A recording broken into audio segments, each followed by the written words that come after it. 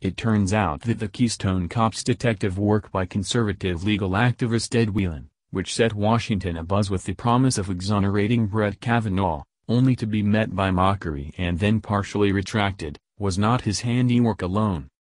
CRC Public Relations, the prominent Alexandria, Virginia-based PR firm, guided Whelan through his roller coaster week of Twitter pronouncements that ended in embarrassment and a potential setback for Kavanaugh's hopes of landing on the High Court, according to 3 sources familiar with their dealings. After suggesting on Twitter on Tuesday that he had obtained information that would exculpate Kavanaugh from the sexual assault allegation made by Christine Blasey Ford, Whelan worked over the next 48 hours with CRC and its president, Greg Mueller, to stoke the anticipation.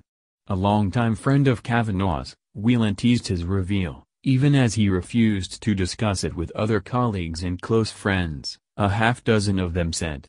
At the same time, he told them he was absolutely confident the information he had obtained would exculpate the judge. The hype ping-ponged from Republicans on Capitol Hill to Kavanaugh's team in the White House, evidence of an extraordinarily successful public relations campaign that ultimately backfired when Whelan's theory, complete with architectural drawings and an alleged Kavanaugh doppelganger, landed with a thud on Twitter Thursday evening. The coordinated effort was a testament to the far-reaching but frenzied attempt among conservatives to save Kavanaugh, which appeared to have spun out of the White House's control. Indeed, Whelan told associates that he had kept his friend Kavanaugh and those working with him in the White House in the dark about his plans. Thanks in part to the anticipation Whelan ginned up, Republicans who had gotten excited by the prospect that he really did have information that would solve Kavanaugh's problems drew attention to Whelan. They later insisted they were kept in the dark until he went public, and fled from any association with Whelan's theory. CRC, however, was right there with him all along.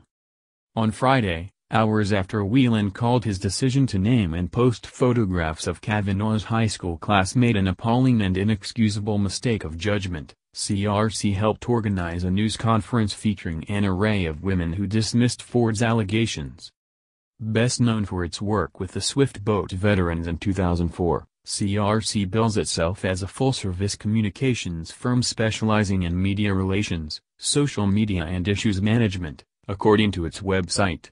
It has long been the go-to communications firm for conservative organizations in Washington and across the country.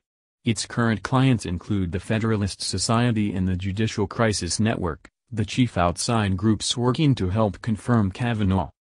After unsuccessful attempts to persuade reporters to chase down a theory he put forward on Twitter, that the high school party described by Ford may have taken place at the home of a particular high school classmate of Kavanaugh's, and that classmate may have been the perpetrator of the alleged attack, Whelan worked with CRC's Mueller to devise a strategy that would draw attention to his theory, according to 2 sources familiar with his plans. That involved teasing the idea that he would make a big reveal but remaining mysteriously tight-lipped about what he had uncovered. Neither Whelan nor the CRC's president responded to a request for comment. In a series of Twitter posts on Tuesday evening, Whelan strongly suggested he had obtained information that would clear Kavanaugh's name.